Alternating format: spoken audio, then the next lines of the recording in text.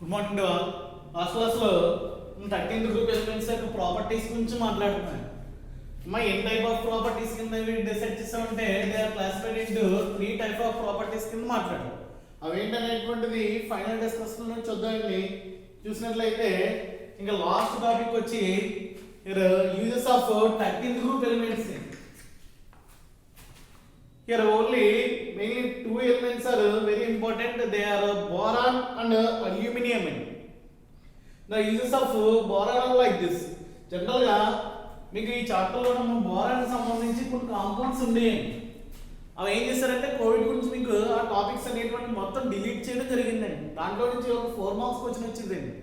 ఈ 4 marks question ఏదైతే ఉందో మొత్తం అది మీకు ఒమిట్ చేయడం జరిగింది. దీంట్లో బోరాన్ సంబంధించి కొన్ని కాంపౌండ్స్ ఏంటంటే borax, boric acid and diborane అనేటువంటి 3 కాంపౌండ్స్ ఉండేవి. ఈ 3 కూడా మీకు కోవిడ్ గురించి ఏం చేశారంటే మొత్తం డిలీట్ చేయడం జరిగింది. యాక్చువల్లీ ఈ చాప్టర్లో వచ్చి మెయిన్ ఇంపార్టెంట్ క్వశ్చన్ కింద ఇది ఉంది దాని 4 మార్క్స్. ఇది తీసేసాడే. ఇప్పుడు దీంట్లో వీడియో యూజర్ చూసినట్లయితే ఏ రకంగా ఉంటాయనేటువంటి చూసినట్లయితే ఈ రకంగా ఉంటాయి. ఏంటంటే బోరాన్ ఫైబర్స్ ఏవైతే ఉన్నాయో వాటిని దేంట్లో యూజ్ చేస్తారంటే బుల్లెట్ ప్రూఫ్ బెస్ట్ అంటే బుల్లెట్ ప్రూఫ్ జాకెట్ స్టైల్ లో వాడతారు. అండ్ ఈ మెటీరియల్ ఎలా ఉంటుంది, లైట్ వెయిట్ లో ఉంటుందండి. ఎందుకంటే దీని యొక్క అటామిక్ వెయిట్ వచ్చి చాలా చాలా లెస్ కాబట్టి ఇది లైట్ మెటీరియల్ కాబట్టి దేంట్లో యూజ్ చేస్తారంటే ఎయిర్ క్రాఫ్ట్స్ లో మనం యూజ్ చేస్తారండి. ఎయిర్ క్రాఫ్ట్స్ అంటే మనకి ఆల్రెడీ తెలిసిన ఎయిర్ క్రాఫ్ట్ లో యూజ్ చేస్తాం. ఇది మేజర్ గా దీని యొక్క యూజ్ వచ్చింది. తర్వాత మెటాలిక్ బోరైడ్స్ ఏవైతే ఉన్నాయో అంటే మెటల్స్ తో ఫామ్ అయినటువంటి బోరైడ్స్ ఏవైతే ఉన్నాయో వాటిని దేంట్లో యూజ్ చేస్తారంటే న్యూక్లియర్ ఇండస్ట్రీలో వాడతారు. న్యూక్లియర్ ఇండస్ట్రీ అంటే ఫిజిక్స్ కి రిలేటెడ్ గా ఉండేటువంటి న్యూక్లియర్ ఇండస్ట్రీలో వాడుతుంది. అంటే ఐసోటోప్స్ ఇవన్నీ మాట్లాడుతాం కదండి. దాంట్లో న్యూక్లియర్ రియాక్టర్ ఇవన్నీ కంటెంట్లో వాడతాం. Then borax and boric acids అనేటువంటివి ఏవైతే ఉన్నాయో వాటిని వీటికి హీట్ తట్టుకునేటువంటి కెపాసిటీ ఎక్కువ ఉంది. అందువల్ల హీట్ రెసిస్టెంట్ గ్లాసెస్ లో వాడతాం. అంటే హీట్ తట్టుకునేటువంటి గ్లాసెస్ ఏవైతే ఉన్నాయో వాటి యొక్క మ్యానుఫ్యాక్చరింగ్ లో వాడతారు. అమ్మా దేనిని బోరాక్స్ అండ్ బోరిక్ యాసిడ్ అనేటువంటివి రెండింటిని కూడా దాంట్లో వాడతారు. అంటే మనకి బోరిక్ యాసిడ్ దేంట్లో వాడతాం అంటే రైస్ ఏదైతే ఉన్నది దాంట్లో స్పాయిల్ అవుతుంది వాడతాం. తర్వాత బోరాక్స్ అనేటువంటిది ఏదైతే ఉందో దాన్ని ఫ్లక్స్ కింద వాడతామండి. దేనికంటే సాల్వింగ్ చేయడానికి. సాల్వింగ్ చేయడానికి ఫ్లక్స్ అంటే ఒక వైర్ లా యూజ్ అవుతుందమ్మా. ఇది ఏంటి బోరాక్స్ అనేటువంటిది ఒక వైర్ లో మనకి మెటాలిక్ మెటీరియల్ ఏదైతే ఉందో దాన్ని సాల్వింగ్ చేయడానికి వాడతాం. ఇవి వచ్చి మేజర్గా బోరాన్ యొక్క యూజెస్ చూసినట్లయితే ఈ రకంగా ఉంటాయండి. తర్వాత యూజెస్ ఆఫ్ అల్యూమినియం అనేటువంటి ఏదైతే ఉందో దాని గురించి చూసినట్లయితే దీనికంటే ఇది బాగా ఇంపార్టెంట్ అండి. ఎందుకంటే మనకి అల్యూమినియం యొక్క thermal conductivity and electrical conductivity అనేటువంటిది ఎక్కువైంది. అంటే హీట్ని తట్టుకుంటుంది, దాంతోపాటు ఈ యొక్క కరెంట్ ఏదైతే ఉందో దాన్ని కూడా తట్టుకునేటువంటి కెపాసిటీ ఎక్కువ ఉంది కాబట్టి దాన్ని ట్రాన్స్మిషన్ కేబుల్స్ ఏవైతే ఉంటాయో వాటిలో మేజర్గా యూజ్ చేస్తారండి. ఇట్ ఈస్ నథింగ్ బట్ మన మెయిన్ పవర్ లైన్ ఏదైతే ఉంటుందో ఆ మెయిన్ పవర్ లైన్ అంతా కూడా దేంతో మేరపోతుందంటే అల్యూమినియం వైర్ అనేది మొత్తం అది. నెక్స్ట్ వచ్చి ఇది డీ ఆక్సిడైజర్ గా వాడతాం. దేంట్లోని మెటలర్జీలో ఆక్సిడైజేషన్ ఏదైతే ఉందో ఆక్సైడ్స్ ని రిమూవ్ చేయడానికి డీ ఆక్సిడైజర్ అంటే అక్కడ ఉన్నటువంటి ఆక్సైడ్స్ ఏవైతే ఉందో వాటిని రిమూవ్ చేయడానికి దీన్ని మెటలర్జీలో వాడతారు.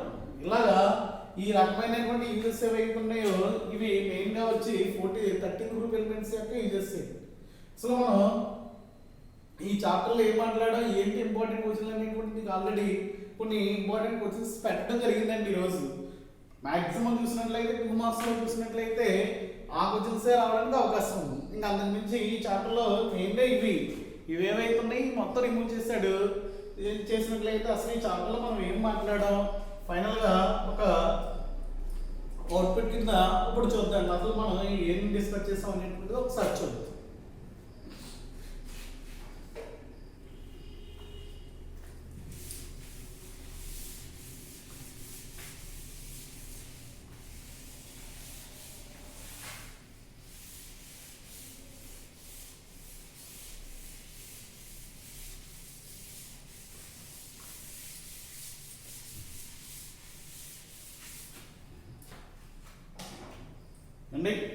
ఏం మాట్లాడామంటే 13th గ్రూప్ ఎలిమెంట్స్ సంబంధించి ఈ ఎలిమెంట్స్ ఏవైతే ఉన్నాయో అవి 5 ఎలిమెంట్స్ అని మాట్లాడాం.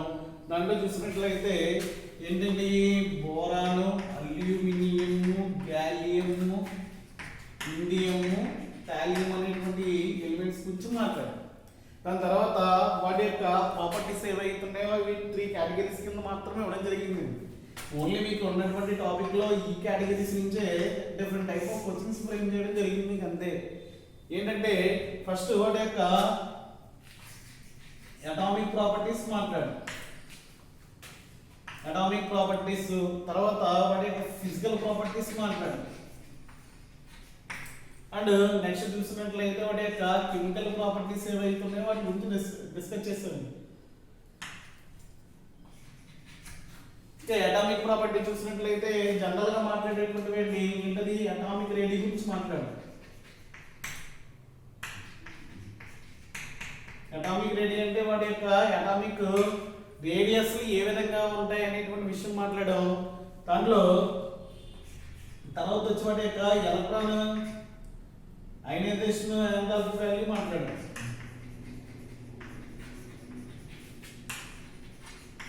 అయనైజేషన్ ఎంథాల్పీ మాట్లాడాం.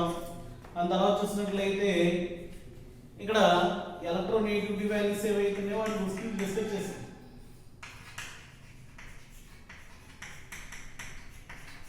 మెయిన్గా చూసినట్లయితే ఈ 3 విషయాలు ఇంపార్టెంట్. దాంట్లో అటామిక్ రేడియస్ సంబంధించి వెరీ వెరీ ఇంపార్టెంట్ వచ్చిన ఒకటి రావడానికి అవకాశం ఉందండి. ఏంటంటే జనరల్గా మనకి గ్రూప్లో పైన చెందకపోతే ఏమవుతుందంటే అటామిక్ రేడియస్ పెరగాలి. But in the case of ఈ ఎలిమెంట్ చూసినట్లయితే బోరాన్ టు అల్యూమినియం ఇంక్రీజ్ అయ్యింది. దాని తర్వాత వచ్చేటువంటి గ్యాలియం ఏదైతే అది ఎలా ఉంటుందంటే దీనికంటే తక్కువగా ఉందండి.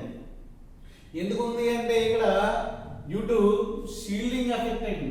Due to shielding effect atomic radius ఎలా ఉంటాయంటే బోరాన్ కంటే అల్యూమినియం ఎక్కువ ఉంటుంది. అల్యూమినియం కంటే తక్కువగా ఏముంటుంది అంటే గ్యాలియం ఉంటుంది. ఏముంటుంది? గ్యాలియం అనేటువంటి దానికి తక్కువగా ఉంటుంది. ఎందుకు ఉంటుంది అనేటువంటి రీజన్ చూసినట్లయితే ఇక్కడ దీనికి స్క్రీనింగ్ ఎఫెక్ట్ అనేటువంటిది లెస్ ఉంటుందండి. స్క్రీనింగ్ ఎఫెక్ట్ వల్ల ఏమని చెప్తున్నా, యాక్చువల్గా దీంట్లో ఉన్నటువంటి 3D ఎలక్ట్రాన్స్ ఏవైతే ఉన్నాయో ఇన్నర్ షెల్ లో ఉన్నటువంటి ఎలక్ట్రాన్స్ ని ఇది న్యూక్లియర్ అట్రాక్షన్ నుంచి ప్రొటెక్ట్ చేయలేదు. గ్యాలియం కేసులో చూసినట్లయితే ఇక్కడ 3D ఎలక్ట్రాన్స్ మామూలుగా దీని యొక్క ఎలక్ట్రాన్ కాన్ఫిగరేషన్ చూసినట్లయితే ఏమన్నా 2s2 2p1 3s2 3p1 అందుబాటు ఇక్కడ 3D ఎలక్ట్రాన్స్ కూడా ఇక్కడ జాయిన్ అవుతున్నాయి. దేంట్లోని అల్యూమినియం. ఇక్కడ జరుగుతున్నాయంటే 3D తో పాటు 4D కూడా ఉంటాయండి. దేంట్లో అనేటువంటి దాన్ని చూసినట్లయితే గ్యాలియం. ఇక్కడ ముందు 3D ఎలక్ట్రాన్స్ ఈ యొక్క 4D ఎలక్ట్రాన్స్ నుంచి న్యూక్లియర్ అట్రాక్షన్ నుంచి ప్రొటెక్ట్ చేయాలి. బట్ వీటి యొక్క షీల్డింగ్ ఎఫెక్ట్ అనేటువంటి లెస్ ఉండడం వల్ల ఇవి దీంట్లోకి వచ్చేస్తాయి. ఎప్పుడైతే మనకి ఇక్కడ స్క్రీనింగ్ ఎఫెక్ట్ అనేటువంటిది లెస్ ఉంటుందో అప్పుడు ఈ యొక్క అటామిక్ రేడియస్ ఏమైపోతుందంటే కొద్దిగా డిక్రీజ్ అయిపోతుంది. ఎందువల్ల అవుతుందంటే న్యూక్లియర్ అట్రాక్షన్ పెరిగిపోయి అటామిక్ రేడియస్ అనేటువంటిది తగ్గిపోదు. ఎప్పుడైతే తగ్గిపోద్దో మనకి ఖచ్చితంగా ఏమవుతుందంటే అల్యూమినియం అనేటువంటిది ఏదైతే ఉందో అది గ్యాలియం కంటే ఎక్కువ ఉంటుందండి. ఇది ఎంత వచ్చిందన్నా అల్యూమినియం 143 ఉన్నట్లయితే పారామీటర్స్ అవుతుంది 135 పడిపోతుందండి. అందువల్ల ఇది ఇంపార్టెంట్ అండి. ఇది ఇంపార్టెంట్ క్వశ్చన్ కింద మీకు ఇవ్వడం కూడా జరిగింది. తర్వాత అయనైజేషన్ ఎంథాల్పీ అంటే సేమ్ ఇంతే కదా. అయనైజేషన్ ఎంథాల్పీ అంటే ఏంటి? ఆ చిట్ట చివరగా ఉన్నటువంటి దాని నుంచి ఒక ఎలక్ట్రాన్ రిమూవ్ చేయడానికి కావాల్సినటువంటి ఎనర్జీ. ఏం చేస్తుందండి ఇక్కడ అనేటువంటి దాన్ని చూసినట్లయితే ఎప్పుడు కూడా ఇది దేన్ని బట్టి ఇంక్రీజ్ అవుతుందంటే ఈ ఆటం బట్టి పెరుగుతుంది. అంటే అటామిక్ రేడియస్ అనేటువంటిది ఇంక్రీజ్ అయితే మనం రిమూవ్ చేయడం ఈజీ.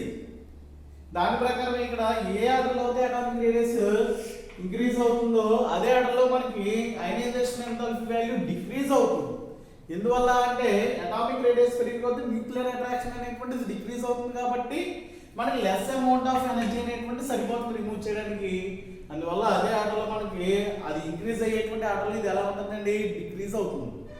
తర్వాత ఎలక్ట్రోనెగటివిటీ చూసినట్లయితే remaining all the elements present in that 13th group boron is high electronegativity atom. ఎందువల్ల అంటే there is no b orbitals in the case of boron. ఇవన్నీ కూడా దీంట్లో అటామిక్ ప్రాపర్టీస్ లో చూస్తాం. నెక్స్ట్ ఫిజికల్ ప్రాపర్టీస్ లో చూసినట్లయితే బోరాన్ అనేటువంటిది ఏదైతుందో which is a non metal. ఇది నాన్ మెటల్ కింద ఉంటుంది. రిమైనింగ్ ఎలిమెంట్స్ ఏవైతే ఉన్నాయో దే ఆర్ మెటల్స్ అని మాట్లాడు. ఇక్కడ ఇది ఏం చేస్తుంది అనేటువంటి దాన్ని చూసినట్లయితే ఆక్సిడేషన్ స్టేట్ చూసినట్లయితే ఇది +3 గా మాత్రమే సెట్ అవుతుంది. రిమైనింగ్ ఏవైతే ఉన్నాయో ఇది +3 గా మాత్రమే సెట్ అవుతుంది. ఇవేంటి +1 ని ఎగ్జిబిట్ చేస్తాయి, +3 ని కూడా ఎగ్జిబిట్ చేస్తాయి. ఆక్సిడేషన్ స్టేట్ దాంట్లో మాట్లాడుకున్నటువంటి విషయం. ఇక్కడ ఒక ఇంపార్టెంట్ విషయం they are electron deficient compounds అని మాట్లాడుకున్నాం. ఇది కూడా మీకు క్వశ్చన్ కింద ఫామ్ చేయడం అర్థమైందండి. అంటే ఇక్కడ బోరాన్ అనేటువంటి ఆక్టేట్ కంప్లీట్ అవ్వడానికి దానికి 2 ఎలక్ట్రాన్స్ కావాలి. ఆక్టేట్ గా కంప్లీట్ చేయడానికి దానికి 2 ఎలక్ట్రాన్స్ కావాలండి. అది యాక్సెప్ట్ చేయడానికి సిద్ధంగానే ఉంటుంది. It is ready to accept electron from that adjacent electron donating group. Electron donating group ఏదైతే ఉందో దాని నుంచి ఇది యాక్సెప్ట్ చేయడానికి ఇంట్రెస్ట్ ఉంటుంది. అందువల్ల దీన్ని దేని కింద మనం చెప్తామంటే it is act as Lewis acid. దేని చెప్తామమ్మా? లూయిస్ యాసిడ్ అని చెప్తాం. దేని లూయిస్ యాసిడ్ అంట? The compounds are the species which are ready to accept electron pair from that donors.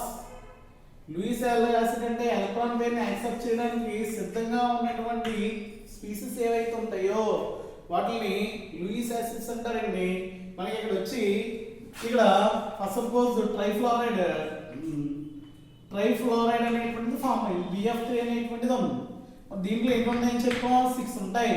Octet complete అవ్వాలంటే ఇంకా 2 రావాలి. ఆ 2 ఏం చేస్తుందంటే అమోనియా మీద ఉన్నటువంటి లోన్ పేర్ ఆఫ్ ఎలక్ట్రాన్స్ ఏవైతే ఉన్నాయో దాని నుంచి తీసుకుంటుంది. తీసుకుని మనకి there is the formation of BF3 NH3 అనేటువంటిది ఫామ్ చేస్తుంది. ఇది ఏదైతే ఉందో దీని నుంచి ఇది యాక్సెప్ట్ చేసి ఇలా బాండ్ ఫార్మేషన్ అనేటువంటిది జరుగుతుంది. అంటే ఇది కూడా ఇంపార్టెంట్ వచ్చింది మీకు ఇవ్వడం జరిగింది. దాని తర్వాత కెమికల్ ప్రాపర్టీస్ లో చూసినట్లయితే different type of chemical properties అనేటువంటివి చూస్తాం. ఏంటమ్మా మనం చూసినటువంటి కెమికల్ ప్రాపర్టీస్ అంటే ఇది దేంతో చూస్తాం? ఎయిర్తో చూస్తాం. ఎయిర్తో చూసినట్లయితే ఆక్సిజన్ అండ్ నైట్రోజన్ తో రియాక్ట్ అయింది. ఆక్సిజన్ తో చూసినట్లయితే there is a formation of E2O3 type compounds form అయినాయి. నైట్రోజన్ తో చూసినట్లయితే En టైప్ కాంపౌండ్స్ ఫామ్ అయినాయి. It is nothing but 13 group element. మీరు ఫస్ట్ ఆఫ్ ఆల్ B తో రిప్లేస్ చేసాం అనుకోండి B2O3 కింద ఫామ్ అయింది, ఇది Bn కింద ఫామ్ అయింది. ఇక్కడ వాటి యొక్క నేచర్లు కూడా మాట్లాడేవాళ్ళు. ఏంటా నేచర్లు?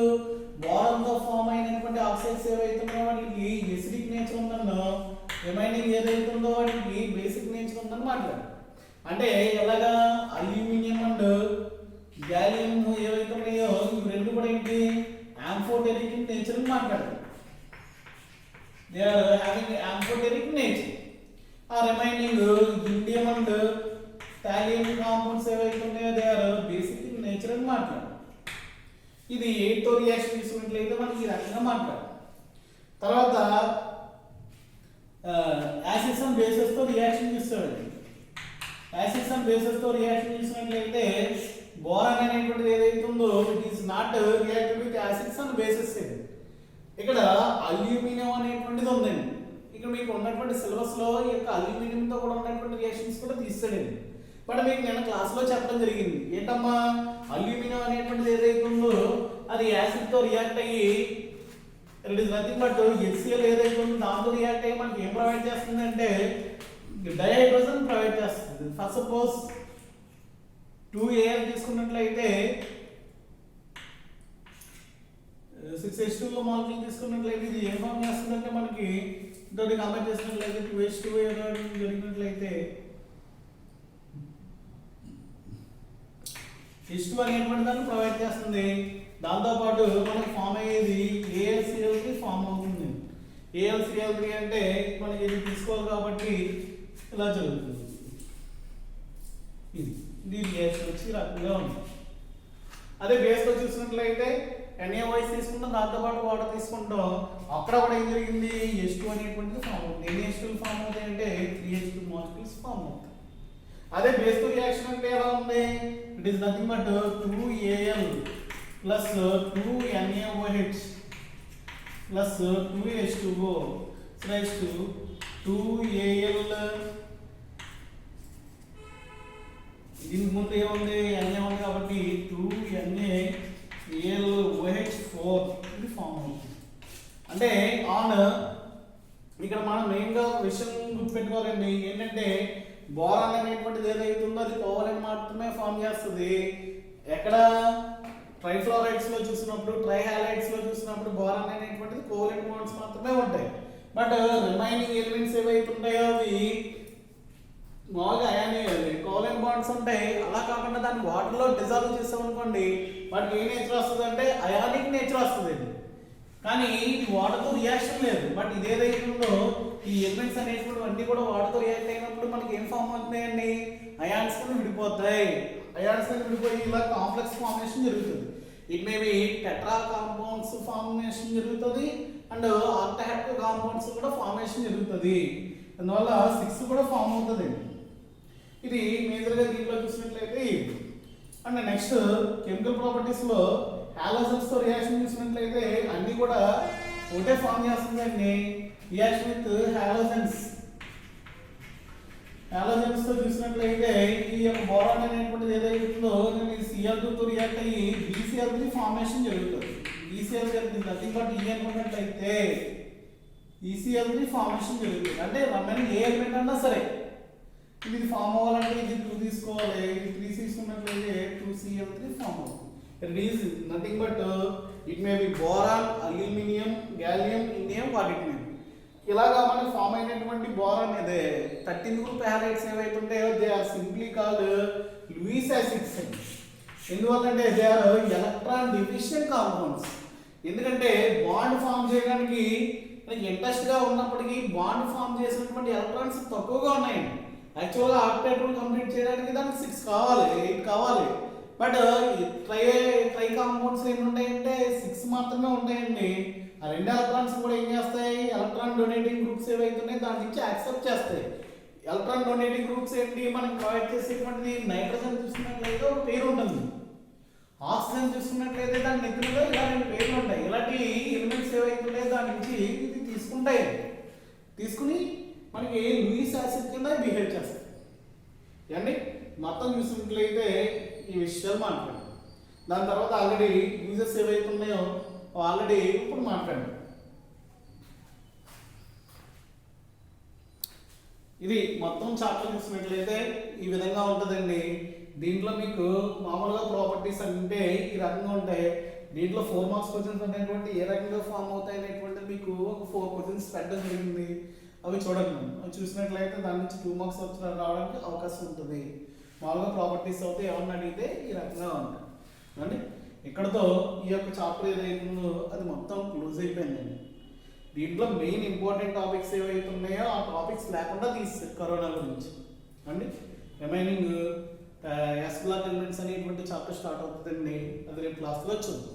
ఇక్కడతో మొత్తం మీకు ఈ యొక్క కంటెంట్ అనేటువంటిది కంప్లీట్ అయినట్టు.